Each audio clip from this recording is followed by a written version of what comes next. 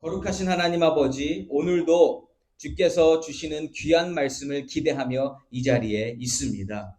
하나님의 말씀을 따라가는 자, 아버지 가장 선한 길로, 가장 좋은 길로 갈 줄 믿사오니 오늘도 하나님께서 주시는 귀한 말씀을 가지고 하나님께 순종하며 가장 좋고 선한 길을 나아갈 수 있는 우리 모두가 되게 하여 주시옵소서. 예수님의 이름으로 기도드립니다. 아멘.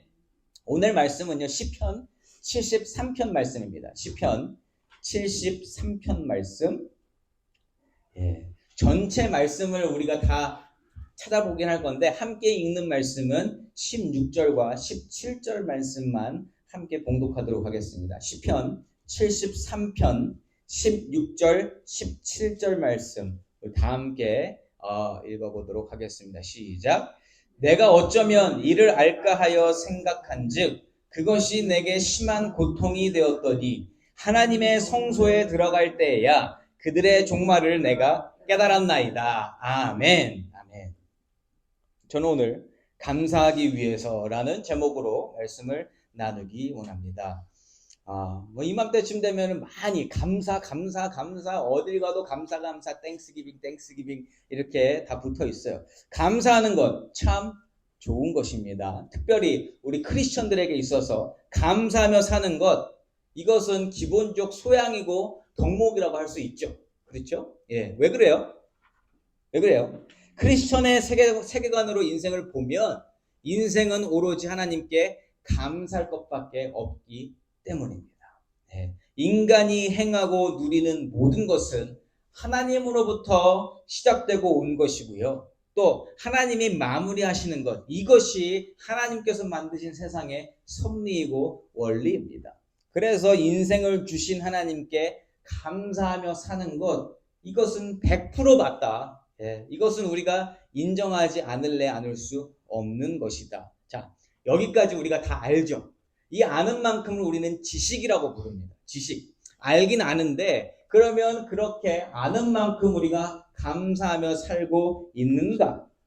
어떻게 생각하세요? 여러분들이 알고 계시는 만큼 감사를 하시면서 살고 계시나요?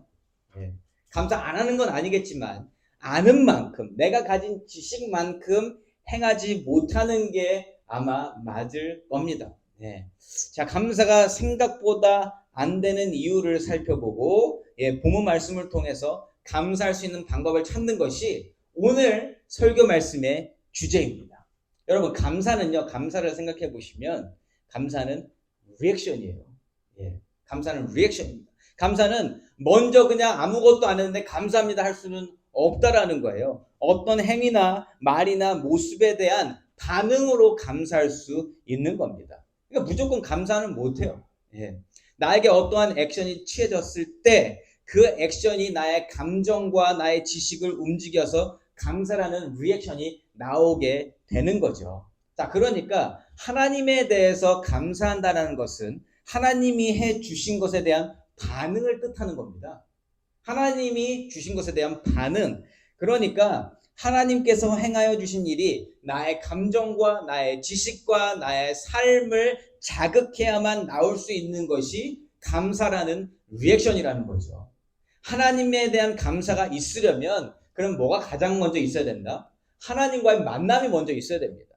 그 만남 가운데에서 뭔가가 이루어져야 감사라는 반응이 나올 수 있으니까요. 자, 그리고 그 만남이 있은 후에 하나님에 대한 지식을 또 가져야 돼요. 만나서도 그냥 아무나 만난 사람하고 여러분 감사할 수 있어요? 그냥 오늘 지나가다가 마켓에서 지나친 사람한테 감사합니다 할 수 있어요?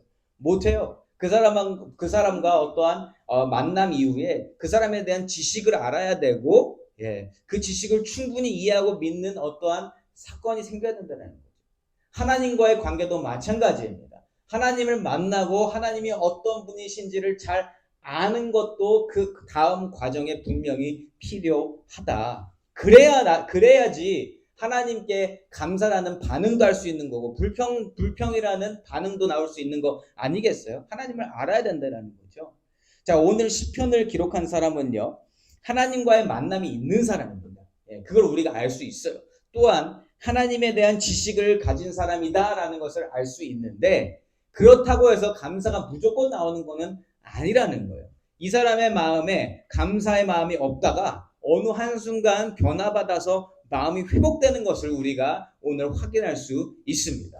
오늘 시편 말씀을 통하여서 이 하나님에 대한 지식이 진정 영혼을 자극하고 하나님께 반응하는 모습을 살펴보게 될 텐데, 이 모습을 통해서 우리 영혼의 상태를 확인하고 하나님을 마음 다해 사랑하게 되는 저와 여러분으로 변화받으시고 더욱 풍성한 감사주일, 감사하는 한 주를 보내시기를 바랍니다. 자, 그러면 우리 이제 말씀을 살펴보도록 할 텐데요. 시편 기자, 오늘 이 시편을 쓴 사람은 하나님을 얼마나 잘 아는 사람일까? 1절 말씀을 읽어보도록 하겠습니다. 1절 말씀. 하나님이 참으로 이스라엘 중 마음이 정결한 자에게 선을 행하시나. 아멘. 자, 여기서 우리가 발견할 수 있는 것.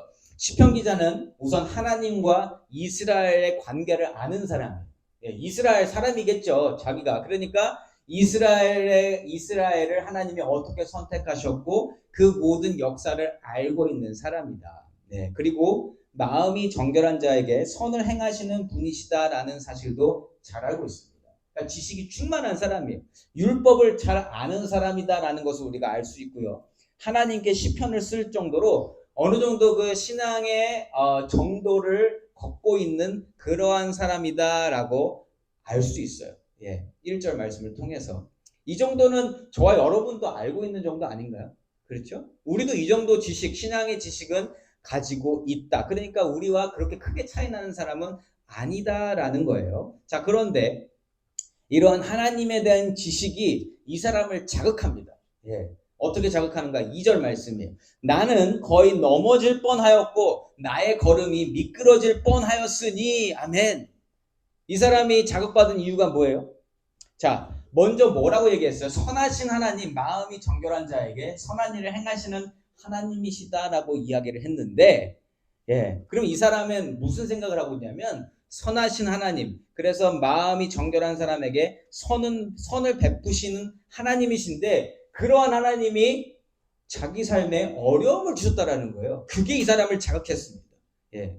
이 사람이 가진 하나님에 대한 지식으로는 믿음의 사람, 신앙의 사람에게는 선한 일만 이루어져야 된다는 결과가 추론됐어요. 그래서 그렇게 믿고 있는 겁니다. 하나님을 믿으면 잘 돼야 된다. 예. 선하신 하나님은 믿음의 사람들에게 어렵고 힘든 일조차 없게끔 만들어주시는 분이라고 스스로 정의 내린 거예요. 자기가 가진 지식으로. 자, 한 가지 여쭤볼게요. 하나님께서는 하나님을 믿는 하나님 백성들에게 아무런 고통이나 어려움이나 시험을 안 주시겠다고 약속하신 적이 있으십니까? 없으십니까? 없으세요. 그런 적 없으십니다. 그냥 내가 원하는 거예요. 하나님의 약속은 뭐였어요?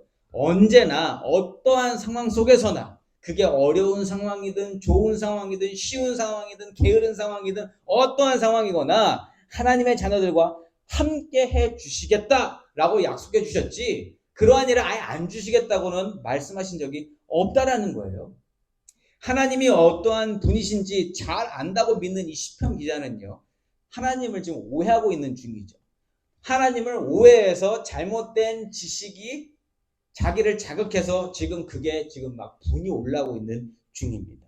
하나님을 오해하니까 하나님께서 주관하시는 세상에 대해서도 잘못된 반응을 보이게 된다는 거예요. 3절 말씀이에요.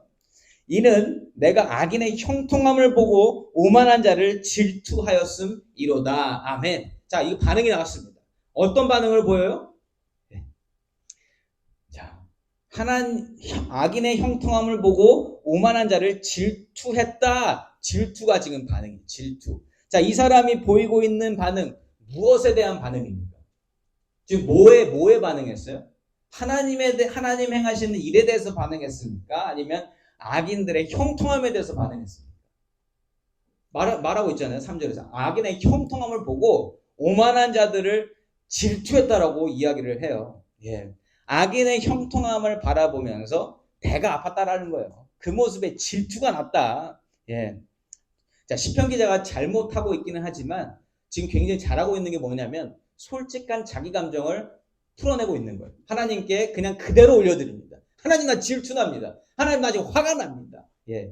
이렇게 감정에 솔직하는 그 모습에는 저는 박수를 쳐주고 싶어요. 예. 이렇게 솔직한 자기 감정을 찾는 것, 이걸 그대로 하나님께 올려드릴 수 있는 것, 신앙생활에서 너무나 중요한 일입니다. 어쨌든 다시 말씀으로 오면 시편 기자는요, 자기가 보는 세상에 대해서, 특별히 하나님을 배척하고 무시하는 자들의 삶을 보면서 그들의 삶을 나름대로 분석과 판단하고 그것을 기록해 놓는 거예요. 그 모든 세상과 나와 악인들과 모든 것을 지금 분석하고 있다. 자, 그런데 이 사람이 분석한 결과 바라보는 악인들이 어떻게 살고 있는가? 4절과 5절 말씀이에요. 4절과 5절 말씀. 그들은 죽을 때에도 고통이 없고 그 힘이 강건하며 사람들이 당하는 고난이 그들에게는 없고 사람들이 당하는 재앙도 그들에게는 없나니. 아멘. 뭐라고 합니까? 하나님을 안 믿는 사람들, 예. 하나님을 배척하는 사람들이 이 세상에서 오히려 더 누리고 더 기쁘고 더 재밌게 더 고통이 없고 더 걱정이 없고 근심이 없고 재앙도 없이 살더라. 내가 분석해보니까 그렇더라. 더욱 건강하게 부하게 더 안전하게, 그래서 인정하기 싫은데 부러울 만큼 질투날 만큼 잘 살고 있더라고 증거합니다. 예. 자, 여기까지. 그들이 그렇게 살든 말든 그렇게 살아도 가만히 있으면 모르겠는데 나랑 상관이 없으면 괜찮은데 믿음으로 살려는 자들에게 피해까지 주더라. 6절과 9절 말씀. 6절에서 9절 말씀. 그러므로 교만이 그들의 목걸이요 강포가 그들의 옷이며 살찜으로 그들의 눈이 솟아나며 그들의 소득은 마음의 소원보다 많으며 그들은 능욕하며 악하게 말하며 높은 데서 거만하게 말하며 그들의 입은 하늘에 두고 그들의 혀는 땅에 두루 다니도다. 아멘. 뭐예요? 내가 살고 함께 살고 있는 이 세상에서 그들이 모든 걸 다 휘두르고 있더라. 그래서 내가 거기에 대한 손해를 보더라. 내가 피해를 보더라. 하나님 어찌된 일입니까? 예. 그냥 그들이 그렇게 살지만 망해가는 어떠한 모습을 보게 되면 내가 그나마 위로를 받겠는데 하나님, 난 하나님 믿고 사는데 어떻게 내가 더 작아지는 느낌입니까? 예. 그들이 가진 물질로 나를 능욕하고 세상 지위로 나를 무시하고 말로도 업신여김 받게 하더라. 하나님. 예. 믿음으로 열심히 살려는 자는 상대적으로 그리고 실제적으로도 더욱 연약해지는 모습을 보인다라는 결론을 또 내리고 있어요. 예. 지금 이러한 반응을 보이고 있습니다. 믿음으로 살려고 하니까 더더욱 손에 쥐는 것은 다 없어져 버리고 스스로 다 빠져나가 버리고 세상 목소리도 더 못 내고 있고 작아지고 영향력 없고 존재감도 없어지더라는 겁니다. 왜요? 그들이 더 높아지니까. 그들이 목소리를 채우고 있으니까. 그들이 다 휘둘르고 있을 때 솔직히 크리스천들 할 말 있어요, 여러분? 누가 듣습니까? 아무리 떠들어도 안 들어요. 예. 인간은요, 사회적 존재로 하나님 만드셨기 때문에 이러한 주위 사람들의 모습과 환경에 민감할 수밖에 없어요. 자, 그러다 보니까 이 믿음의 사람 시편 기자가 다음과 같은 한탄을 내려놓게 됩니다. 10절과 11절 말씀이에요. 그러므로 그의 백성이 이리로 돌아와서 잔에 가득한 물을 다 마시며 말하기를 하나님이 어찌 알랴 지존자에게 지식이 있으랴 하는도다. 어디까지 가요? 하나님은 내 마음 하나도 모르시네. 하나님은 지금 세상 어떻게 돌아가는지 하나도 모르시네. 하나님이 어찌 알랴? 지존자에게 지식이 있냐? 예. 왠지 뭐 술 한잔 먹고 어디서 가서 한탄하는 것 같잖아요. 세상 막 푸념하면서 뭐야, 나 믿음으로 살았는데 뭐예요 이게 지금. 예. 이 두 구절 정리해 보면 하나님은 선하시고 모든 것을 헤아리신다고 했던 것 거짓말이야. 하나님 사람 마음 하나도 모르시고 세상에 별 영향력도 없으신 분이시네. 아니 하나님 주관하신다고 그러면서 왜 의인들이 판을 치고 다 세상을 주름잡고 있는 것인가? 이렇게 생각을 하다 보니까 의심했던 게 확신으로 변합니다. 이 사람이. 예. 그래서 믿음 생활에 대한 회의감을 표출해요. 12절로 15절까지의 말씀입니다. 볼지어다 이들은 악인들이라도 항상 편안하고 재물은 더욱 불어나도다. 내가 내 마음을 깨끗하게 하며 내 손을 씻어 무죄하다 한 것이 실로 헛되도다. 나는 종일 재난을 당하며 아침마다 징벌을 받았도다. 내가 만일 스스로 이르기를 내가 그들처럼 말하리라 하였더라면 나는 주의 아들들의 세대에 대하여 악행을 행하였으리이다. 아멘. 예, 막 나가고 있죠. 예, 막 아주 그냥 당연히 몰라. 삐뚤어질 거야. 이렇게 마음을 먹고 있습니다. 여태까지 하나님 말씀 배우고 지식 쌓아왔고 그렇게 믿어왔지만 현실에서 보니까 아무 소용 없는 것 같습니다. 예. 그래서 나 삐뚤어지겠습니다. 자, 여기까지의 내용. 하나님에 대한 지식이 현실과 부딪혀서 나오게 되는 반응, 굉장한 괴리감, 신앙생활의 부담감, 하나님에 대한 합리적인 의심, 하나님을 부정하고 싶은 솔직한 마음을 드러내는 그 리액션이 여기에 담겨 있습니다. 근데 여러분, 이 이야기가 이 사람만의 이야기인가요? 우리가 세상을 보는 눈은 어때요? 우리 예수님을 믿는, 그래서 교회로 모인 예수 공동체로 바라보는 이 세상 다릅니까? 이때랑? 똑같아요. 지금도 교회 안 다니고 더 막 사는 사람들 더 잘 살고 있고요. 더 안 아프고요. 예.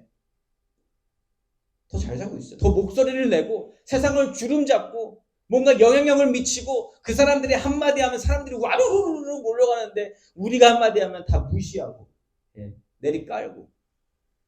여러분, 이렇게 공감할 수 있는 말씀이 성경에 있다는 게 얼마나 감사한 일입니까?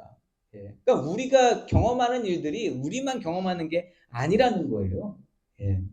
자, 다시 한번 근데 짚고 넘어갈 거예요. 이 시편 기자가 지금까지 보여주는 반응, 리액션은 무엇에 대한 반응이라고요?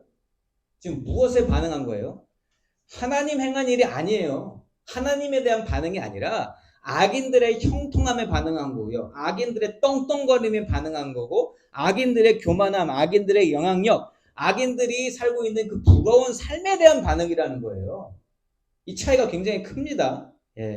자, 이러한 악인들이 잘 살도록 내버려 두시는, 아무것도 안 하시는 것 같은 하나님, 그 하나님을 오해하고서 그 잘못된 하나님에 대한 지식에 대해서 지금 반응하고 있다라는 거예요. 부정적인 반응을.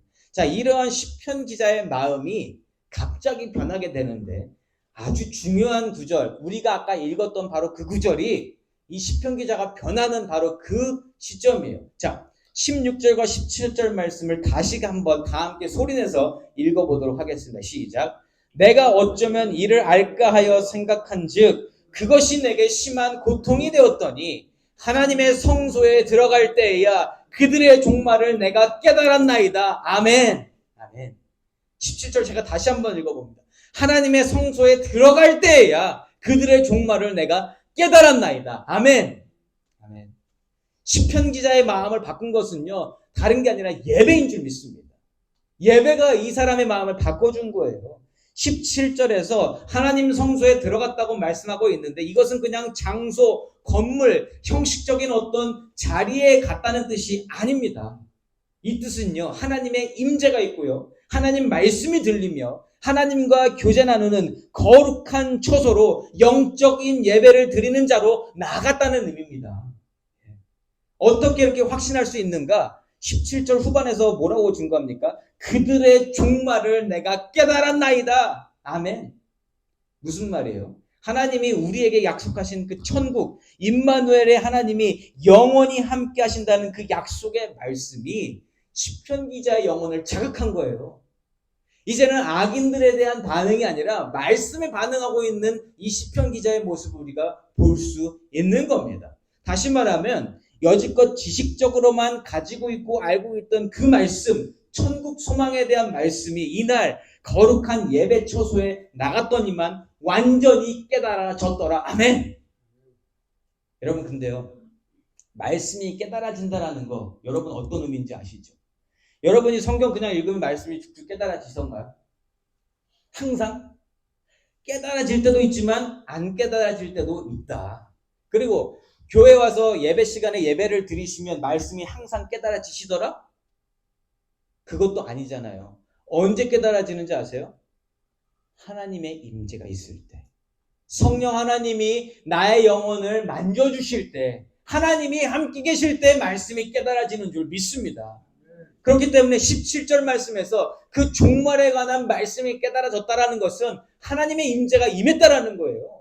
그냥 이 사람이 가서 하나님 나 깨달고 싶어 이게 아니라 예배로 나아갔더니 그 자리에 하나님이 함께 계셨고 하나님이 알게 해 주셨더라. 여러분, 하나님의 은혜가 임해하고 충만할 때 이러한 깨달음을 허락받는 줄 믿습니다. 그러한 하나님의 임재가 임하고 성령 하나님의 충만하심이 느껴지고 정말 예배다운 예배들을 드린 이 시편 기자의 고백이 그 이후에 이어진다라는 거예요. 이 마음을 가지기 전에 마음이 어땠다고요? 16절 말씀에 뭐라고 그랬냐면 심한 내적 고통이 이 사람을 괴롭혔던 거예요. 왜요? 신앙생활 하는데 이거 내가 생각한 대로 안 되니까 너무 괴로운 거예요. 이 세상을 바라보니까 내가 생각하고 내가 예상했던 그 모습과는 완전히 달라지더라. 그래서 그 모습에 대해서 너무 붕괴하고 화나고 또 내 신앙을 의심하고 하나님 어떤 분이신지를 의심하고 있었는데 하나님이 임재하니까 하나님의 은혜가 채워지니까 어땠다? 그거 하나도 안 보이더라. 그리고 뭐가 돼요? 여태까지 하나님 들려주셨던 말씀이 깨달아지더라. 이 은혜가 저와 여러분에게도 항상 임하기를 예수 이름으로 축원합니다. 방법 없어요, 여러분. 아무리 우리가 용을 써도 우리는 보이는 것으로 다 판단할 수밖에 없는 존재들이다. 눈에 보이는 것들, 악한 자들, 하나님을 욕하는 자들이 잘 되고 하나님을 믿는 자들은 더욱 약해지는 모습을 보면서 이 시편 기자 너무 괴로웠다고 이야기하잖아요. 16절에서. 그런데 이 사람이 예배 속에서 하나님을 만나고 하나님과 연합하고 하나님의 은혜를 채우니까 말씀이 들리고 말씀이 실제가 되며 그 말씀을 주시는 하나님에 대해서 드디어 반응을 하게 되더라는 것입니다.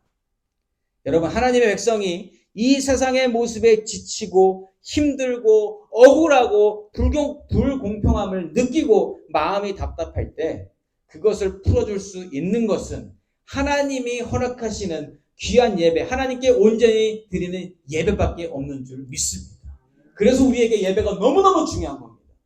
예배도 중요하지만 이 예배 가운데 하나님이 함께 하시고 말씀하시고 역사하시는 것도 너무너무 중요하다. 그래서 우리는 예배를 위해서 기도해야 되고요. 이 예배에 모이기 힘쓰는 것뿐만 아니라 이 예배가 정말 영적으로 거룩한 예배가 될 수 있도록 우리 모두가 다 마음을 준비하고 나와야 한다는 겁니다. 이렇게 예배를 드리며 하나님과 교제하니까 방금 전까지 괴로워하던 그 마음, 막 튀어나왔던 불평과 불만과 부정적인 말들이 싹 사라집니다.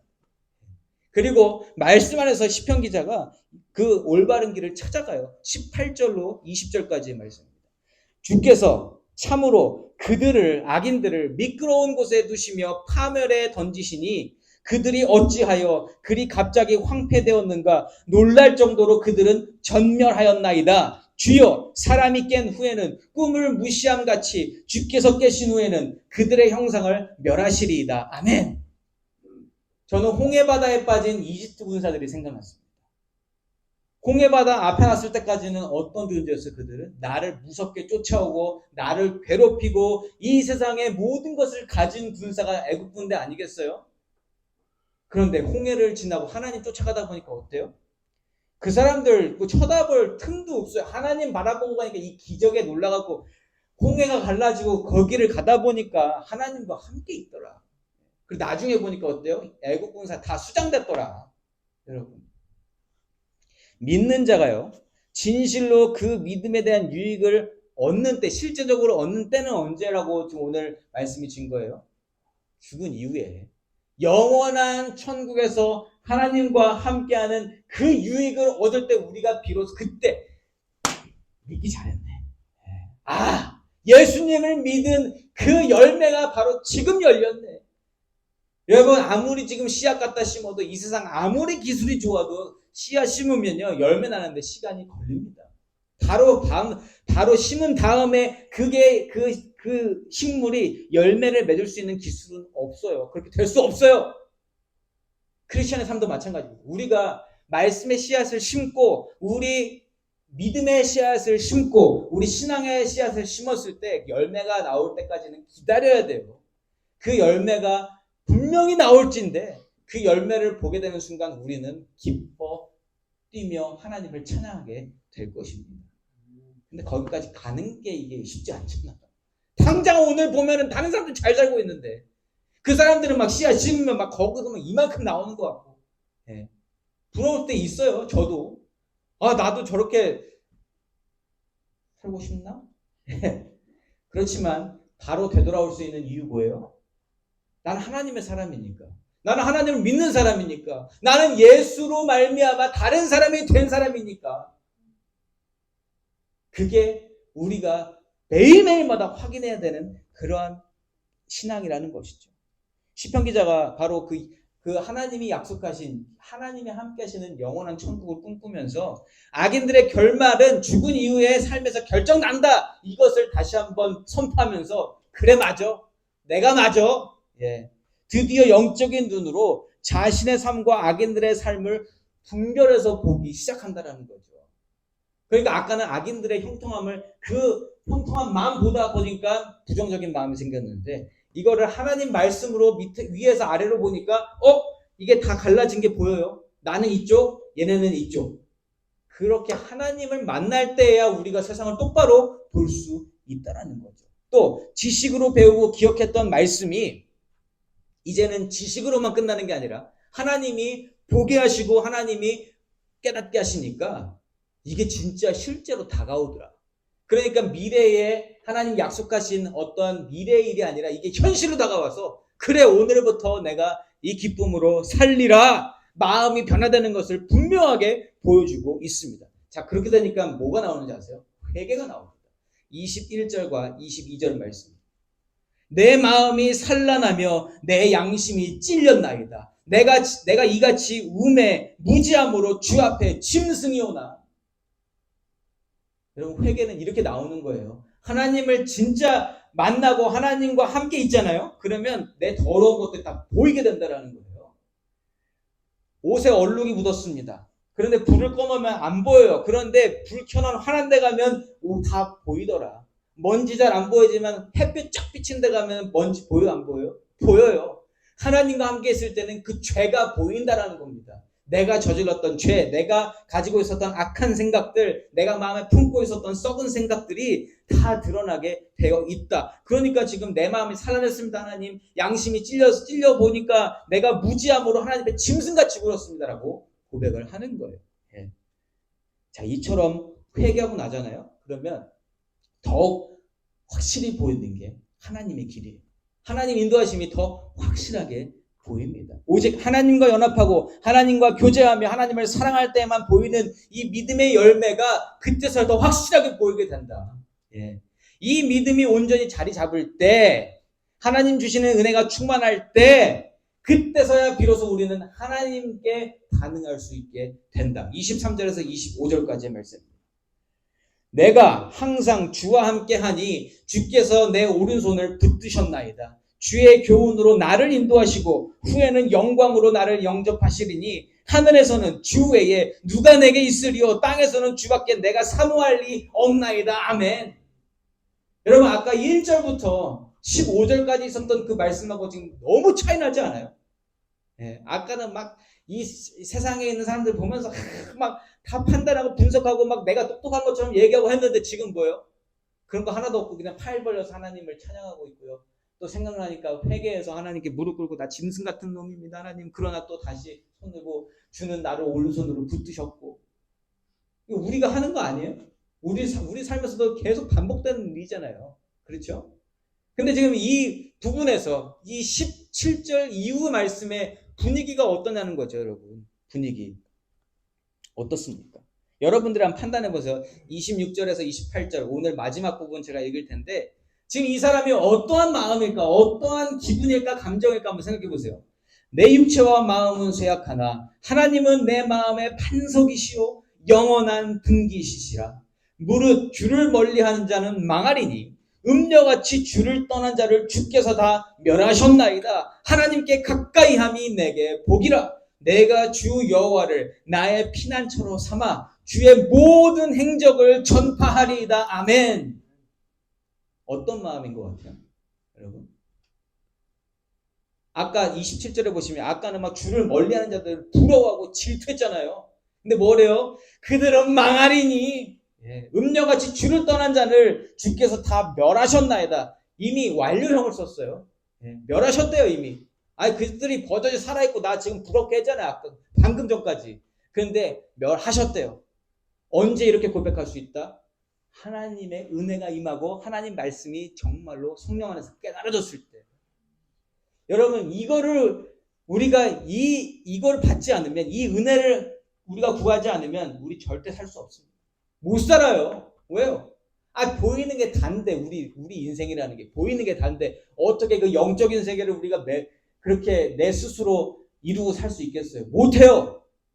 그렇기 때문에 매일매일 성령 하나님과 함께하는 삶을 살아야 하는 줄 믿습니다. 그래야 이 말씀이 깨달아지고 오늘 이 시편 기자처럼 막 하나님을 찬양하고 거기서 막 즐거움과 기쁨과 충만함을 얻고 이러한 고백을 하게 된다. 근데 제가 개런티할 수 있습니다. 이 시편 기자 이러고 나서 또 1절부터 15절까지의 말씀 내일 또 했을 수도 있어요. 이거 한 번 했다고 이 사람 그냥 뭐 평생 이렇게 잘 산 거 아니라는 거예요. 그러나 이러한 모먼트를 경험하면서 하나님을 따라가는 그 삶이 믿음의 삶이라는 거죠. 시편 기자는 오늘 그걸 우리에게 보여주고 있는 겁니다. 자, 여러분, 이 시편 기자가 오늘 마음이 변화된 거 우리가 확인했죠. 자, 그런데 마음이 달라진 게 왜 그렇다고요? 하나님과의 연합으로 은혜가 충만해졌기 때문이고 하나님 말씀에 진정으로 반응하기 시작하기 때문입니다. 자, 여러분, 이렇게 됐을 때에 그때서야 비로소 감사가 나올 수 있다는 거예요. 감사는요, 그냥 감사할 수 있는 게 아니라 이 정도까지 깨달아졌을 때 하나님께 감사합니다라는 고백이 나올 수 있다. 그러니까 감사까지 가기 위해서 굉장한 단계가 있다는 걸 저는 여러분들에게 오늘 소개시켜드리고 싶었습니다. 추수감사 주니까 무작정 감사합시다. 서로 감사하세요. 하나님 감사합니다. 이거 안 된다라는 거예요. 정말 하나님이 기뻐하시는 감사는요, 정말 이만큼의 정말 그 내적 싸움과 정말 투쟁과 정말 세상 가운데서 신앙인으로 살아가는 그 영적 싸움에서 승리하고 나서 하나님의 은혜가 충만하고 나서 그때서야 비로소 하나님 정말로 감사합니다라는 고백이 나오게 된다는 거죠. 하나님이 그 고백을 기뻐 받으시는 줄 믿습니다. 그냥 추수감사절이라고 해서 하나님 감사합니다. 이거 하나님이 뭐 얼마나 기쁘시겠는 거예요.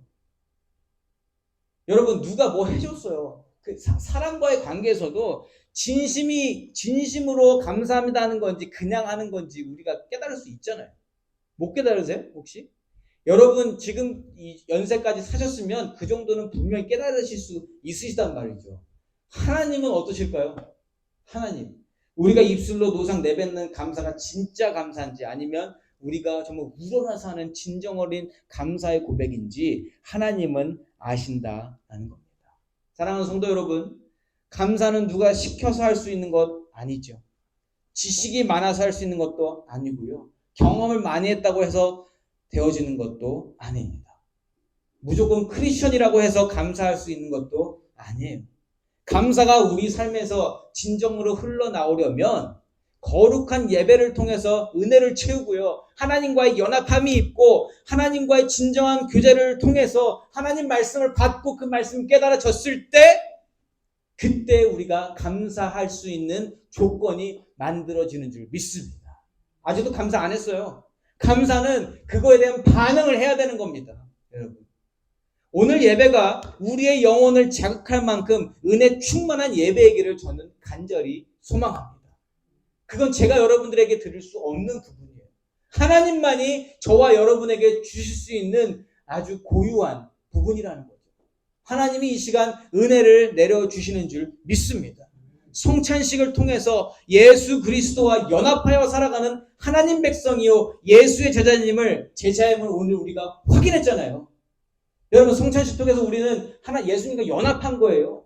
예수님의 몸과 피를 먹은 겁니다. 그게 무슨 뜻이에요? 예수님과 하나가 됐다. 그 하나가 됨으로 말미암아 하나 되는 것에서 끝나는 것이 아니라 예수께서 나를 위해 죽으신 그 모습들을 떠올리고 그것을 기념하고 내가 그래서 죄사함 받았다는 것을 깨닫고 이게 지식이 아니라 진짜 하나님 안에서 정말 깨달음이 되어서 내 마음속에 깊은 기쁨이 되어서 오늘 정말 진심 어린 감사의 고백이 하나님께 올려지는 이 시간 되기를 예수 이름으로 축복합니다. 이 시간뿐만 아니라 이번 한 주를 사시면서 추수감사, 땡스기빙이라는 단어를 들으실 때마다 오늘 말씀 시편 기자가 어떻게 변화받았는지를 기억하시면서 하나님, 내가 정말 하나님의 자녀로, 하나님의 사람으로, 하나님의 백성으로 그 하나님의 은혜를 입고 살아가는 자로 매일 살게 하여 주시옵소서. 이렇게 고백하시는 저와 여러분이시기를 예수 이름으로 축복합니다.